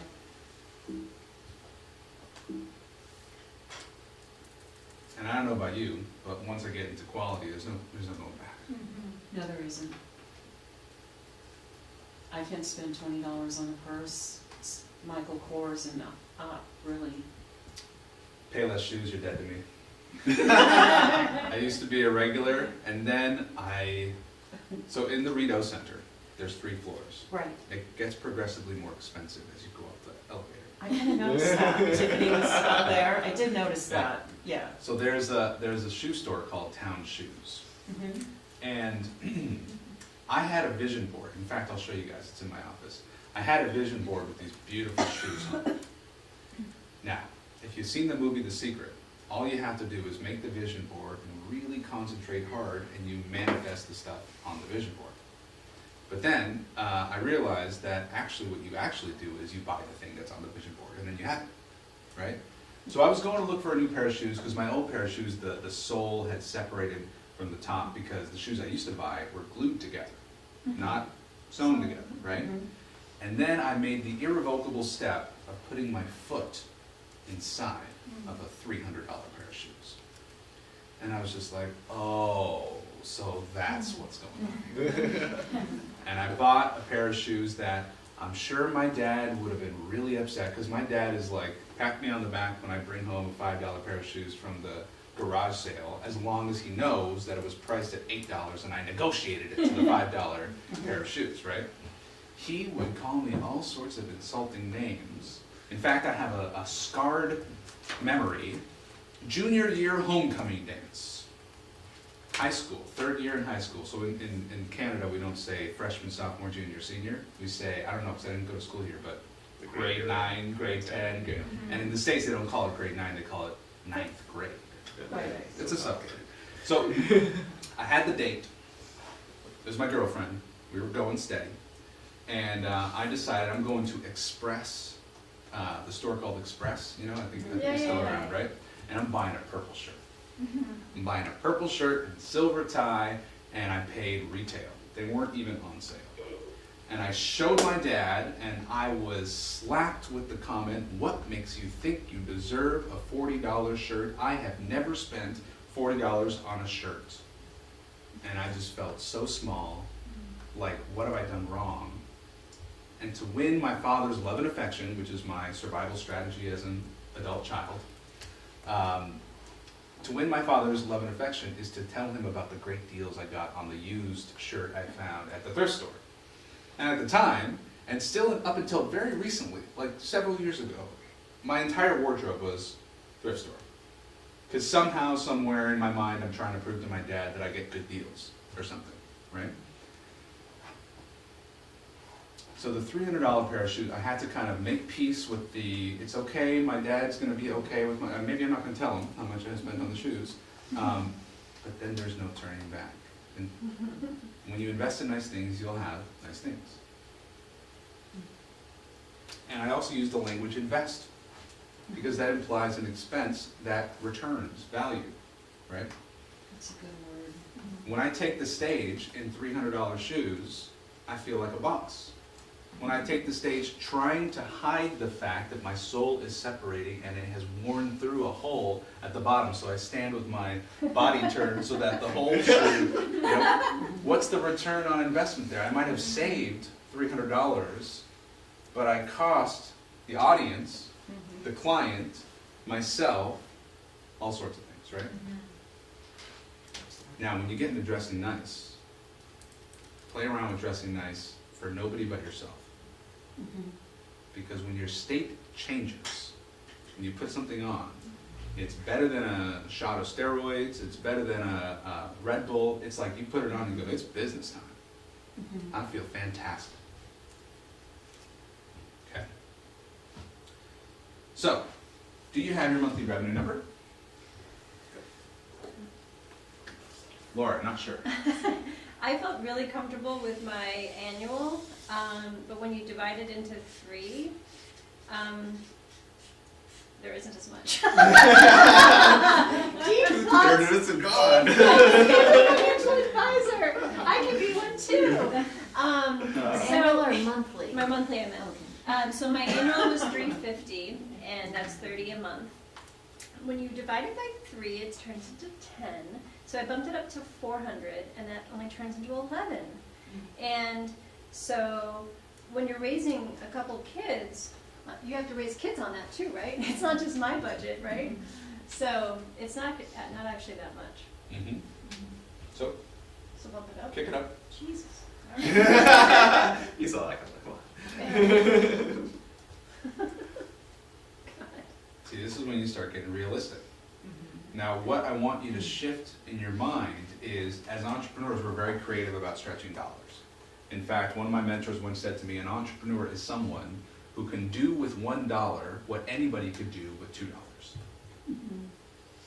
We're very good at stretching money, and we're very creative on how to save money, and in fact, we're so resourceful that we often want to do it ourselves. I'm not going to spend $5,000 on someone to do my website. I can do it myself. I'm not gonna hire a stylist. I'll do it myself, right? And what happens is then we start to deplete our greatest asset, a non-renewable resource, which is time. We use a lot of time to be creative. So what I'd like to shift your focus from, instead of being creative on saving money, being creative on stretching the dollar, I want you to be creative on generating stupid amounts of money, so that when someone says, I'll do your website for $5,000, you go, perfect, done, let me know when it's finished. You don't need to think, what am I gonna do? I do everything myself. That's my biggest problem, I guess. Yeah, Thank you for that fiber best. Fiverr's good, huh? It was $40 to completely customize that in PDF fillable form. I would have spent 3 hours learning the tutorial in InDesign, and then slogged it out myself. She did it. I'm not kidding. I'd sent her revisions. 15 minutes. I have it. It's awesome. It was awesome. It's awesome. Thank What did you you. use it for? My 160 decisions. Okay. She got like 120 decisions and cranked for $40. Cranked it out in PDF form. Well, then I added to it, and when I get back from here, for another $40, she's gonna make that the most amazing computer download for $40. Awesome. How do you beat that? I can. No. And that's a shift in my mind, Yeah. because I could learn to do it. So, I joined the board of directors locally at the Canadian Association of Professional Speaker Ottawa chapter, and we met in this gorgeous mansion around this beautiful table where a guy had a coffee set very similar to the one that you're drinking at. And when I saw it, I was like, one day, well, here we are. And in fact, this whole basement thing was kind of modeled around like I want to have my boardroom table, and I want to have people come stay with me one day. And he said, if anybody will do something that you can do for $100 an hour or less, you should give it to them. And I was like, I'm charging $100 a day, buddy. That's easy for you to say.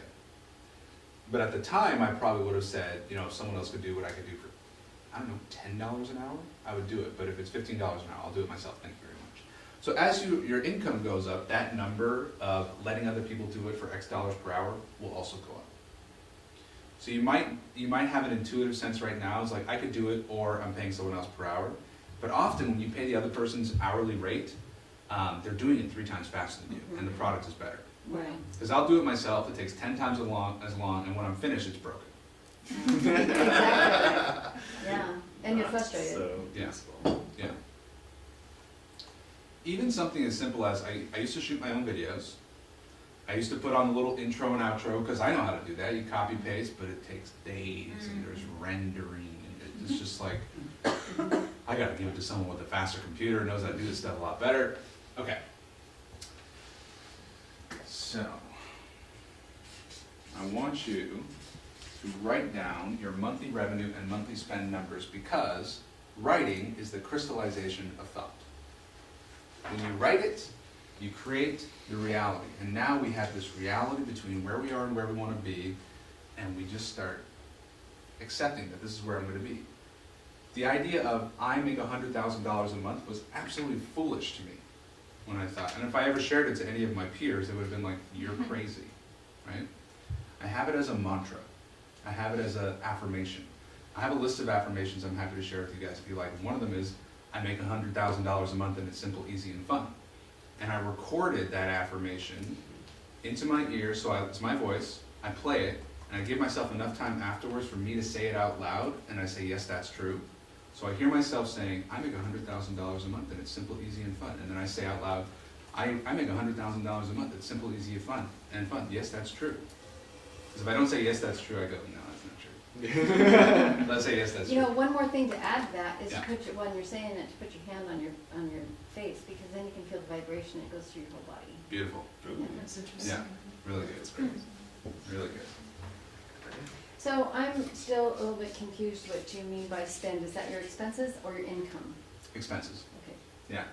Revenue's income, Yeah. expenses, and the secret to building wealth, Daryl, I don't want to steal your thunder here, but the secret of building wealth is spending less money than you make.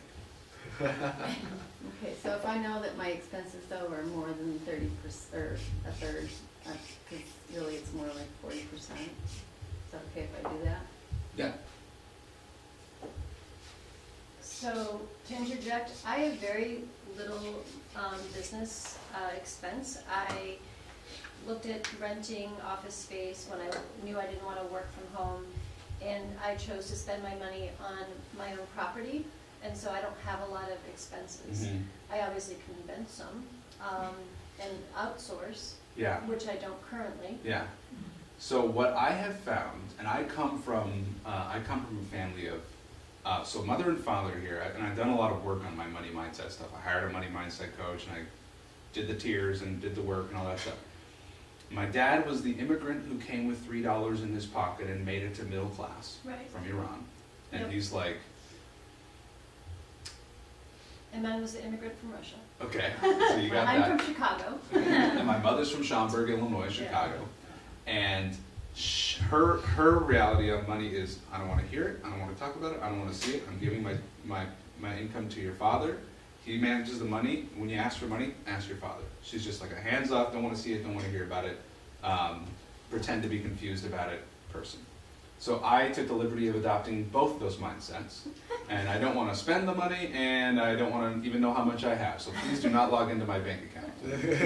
I'm going to avoid meetings and just not even talk about it. So we have to appreciate all that has served us for and step into what's next for us. So for me, spending money was a whole new thing.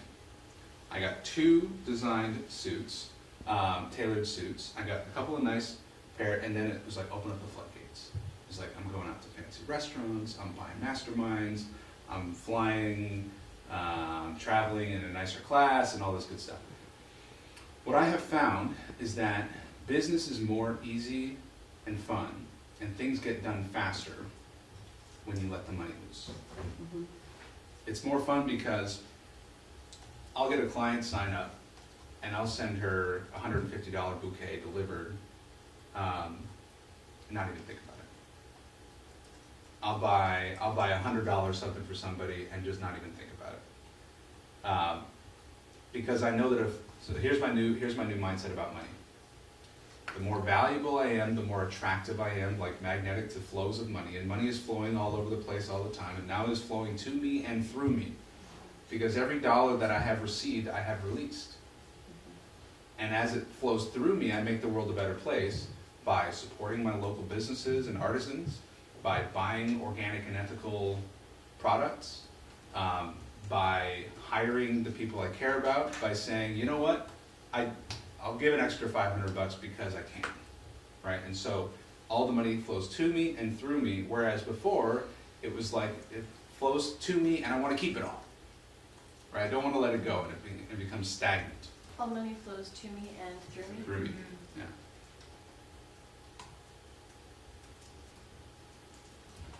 So you know your expenses are 40%. So your spend will be So- 40% of your revenue. Yeah, so right now, and I think that it'll probably, I think it'll probably be more, but, and I'm trying to separate out my brick and mortar, because that's gonna be more, that's the contractor. And we're designing your flow in 2018, Right, and we are only holding space for the business that you're going to have a year from now. right. So if you're thinking this brick and mortar thing is kind of holding me back, and No, that's what I mean, I'm letting go of that part. This is just doing the retreat. So I put, 100,000 monthly, so 40,000 expenses. yes, very good. Are you happy with those numbers? I am, I think they can be higher, but I'm happy with that. Let's make the plan for the one that's higher. Why not? Okay. We're making a plan here, and we want to avoid the situation where you achieve the plan and then you're not happy. Yeah. Okay. Thank you. We're gonna break in 5 minutes.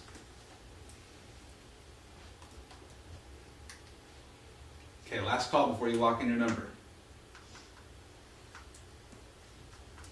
Okay, so let's do 160,000 monthly, and 64,000 expenses.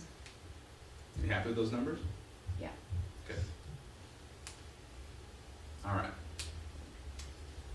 Daryl, would you please write your two numbers? Or you're next. You write your two numbers.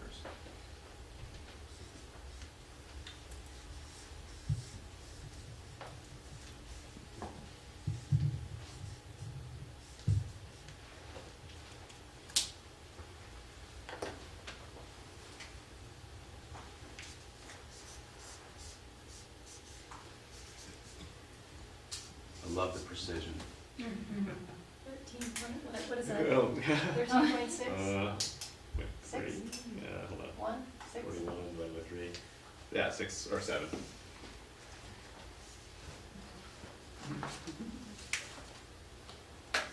Edna, you're next.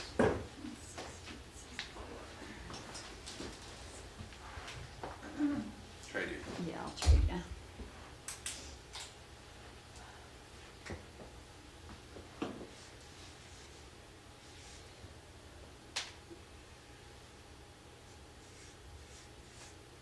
I like those zeros.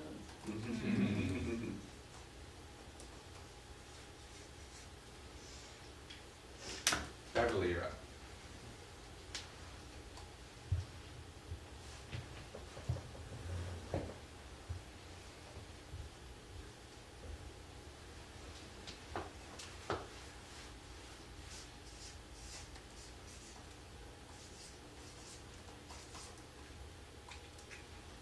Very good.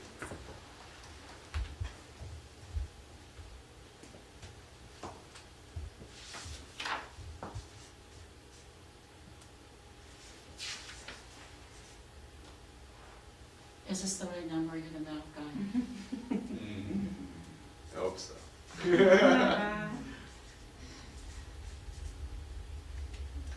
Very good. All right. Please turn to your neighbor, look him in the eye, give him a high five, and say, "You're awesome." You're awesome. You're awesome.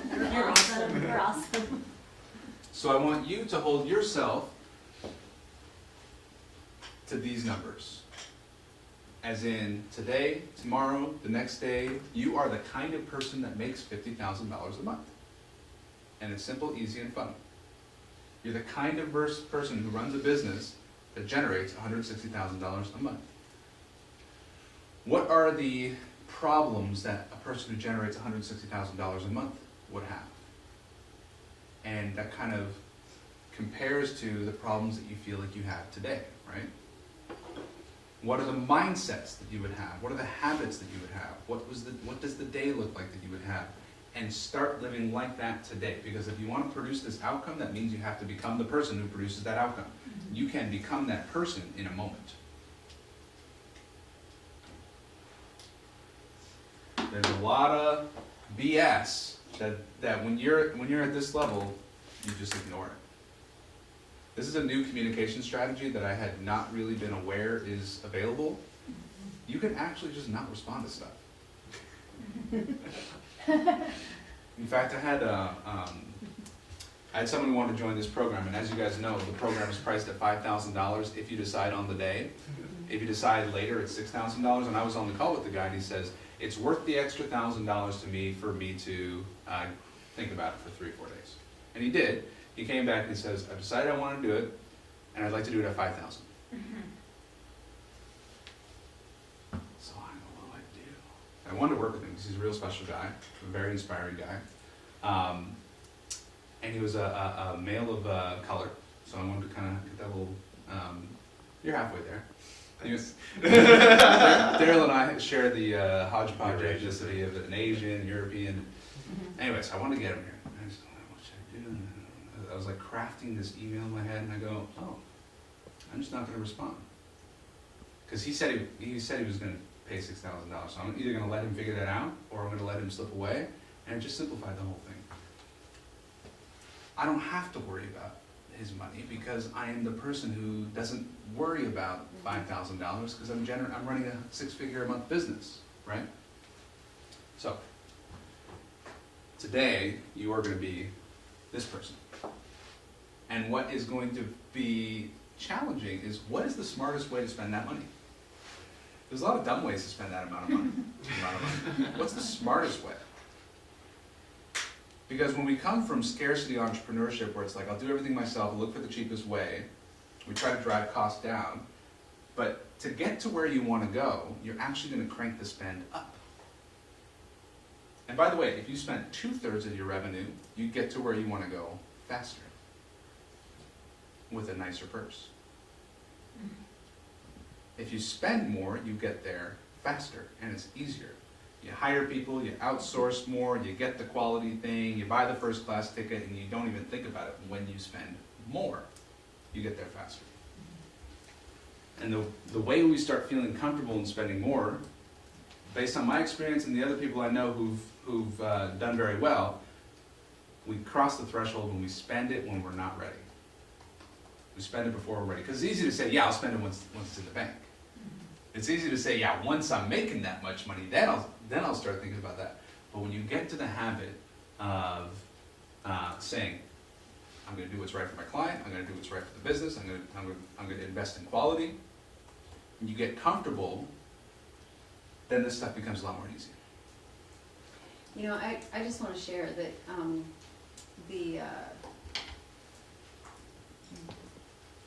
my experience in the last month, and how that the money flows to me and through me, and when you the way that you spend money mimics your customers mimic that. And for the years that I've been in business, I've never had a return. I've never had a chargeback. It just hasn't happened. And doing Angela's program, doing your program, and then doubting myself and putting the skids on, all of a sudden out of the woodwork, I've got chargebacks and returns. I had 3 all at once, and it's just like, holy shit. I just created that. It's so powerful. Yeah. And then to pull yourself back out of that, and yeah, I'm spending money that I'm spending it before. Yeah. I have it. Yeah. But I do believe the direction I'm going. Yeah. And we'll take the steps to continue to go that direction. But Yeah. it's super powerful. So I used to call spending money without having it, I used to call it going into debt, or putting it on the credit card, or being irresponsible with money. Now I call it investing with faith. Yeah. It's investing with faith. Yeah. What degree of confidence do I have that this investment is going to give me a return? And what degree of confidence do I have that I'm going to be the person who demands the return on the investment by doing the work necessary, right? Yeah. And so when I put myself in a position where I say I'm decisive, I'm investing, and I have faith that I'm going to do it, then I have to become the person who gets that return on investment. But what I used to do is, I'm going to think about it. And I had a whole pile of think about it's. And then I would say, I'm going to talk to my wife. When really what that means is I'm going to make her make the decision. Or I'm going to get her, and I remember there's a $5,000 investment I could have made at the very beginning of my career that I'm sure would have accelerated my development significantly. And I went and I asked Elaine, what do you think? Well, she's not in the industry, she's not in my business, she doesn't know the guy. She's like, and it was a one-day engagement for $5,000. And she was like, why don't you just go to the library and check out some books on how to become a speaker? And I was like, that's a good idea. And I did. And I got this book written in the 1980s called Speak and Grow Rich. It talked about how to set up a fax machine and all this kind of stuff. It does. I actually own it. Yeah. I'm like, okay, you get what you pay for. It's the library thing. Anyway, okay. So on the flip side of that, I know how I can manifest the dollars coming in very quickly. So I've been flip-flopping this whole last couple months. I've been flip-flopping in this thing, and it's like, okay, enough. I can't, Can't do it. I need to stick with manifest. So we've got 2 little speakers on our shoulders. One is the Department of Success, and the other is the Department of Success Prevention. The Department of Success is saying, you can do it, it's going to be great, and you can totally hit $160,000 a month, Edney, you can do it, totally. And the Department of Success Prevention says it's going to be hard, you might go into debt, you could go bankrupt. Oh, you have to I step don't know. out. You got to step out of your comfort zone. Yeah. And so the Department of Success Prevention, we always want to say thank you very much. Really appreciate your insights. And by the way, they're the ones who fill the left side of the risk mitigation strategy column. This could go wrong, and that can go wrong, and that can go wrong, and that can go wrong, and that can go wrong. I used to call those friends of mine pessimists. They tend to be lawyers and accountants. It's my husband, it's called the critical thinker. Exactly. They have a positive word too. It's called a critical thinker. Exactly. Yeah. And I often say, thank you, I haven't thought about that. I require a mitigation strategy against that thing you're saying. Whereas their approach would be, just don't do it. I'm going, I am now aware of this risk that I should have a mitigation strategy for. Thank you, I appreciate that. Right? So we don't want to ignore, because they just get louder when you ignore them. We want to acknowledge and thank and say, I have faith and I appreciate all those things you thought of that could go wrong, and I'm going to take steps to prevent them from happening. Please, turn to your neighbor, look him in the eye, give him a high five and say, you're awesome. You're awesome. You're awesome. Okay. It is 12:25. Oh, jeez, already. We are due for lunch. I was going to say we could go for lunch in an hour after we do speeches, but I'd say let's do lunch now, we'll do speeches afterwards. What do you think? I say sure. I say sure. Lunch You ready for lunch now? Yeah. Yeah. Okay. So, let's take a few minutes to get ourselves ready. We are going into the cold of Canada, and we're just walking 2 blocks. So, get yourself ready. We'll leave in 3-4 minutes after there's a bathroom there, but you can use the bathroom here too. Thank you to Jesse. Thank you to Kim for all of your support this morning. Thank you.